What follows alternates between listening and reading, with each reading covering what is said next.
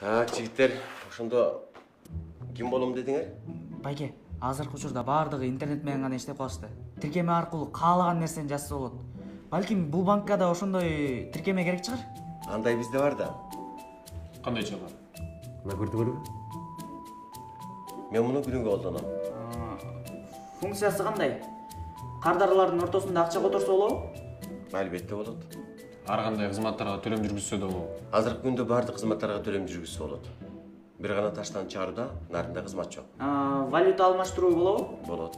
Маселен, доллар, евро, рубль, жана болбосам өзбек суму да бар.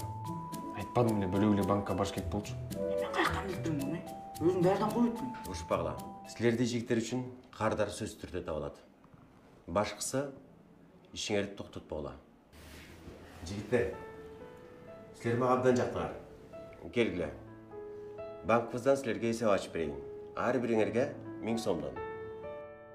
Силердей жигиттер үчүн каражат сөзсүз түрдө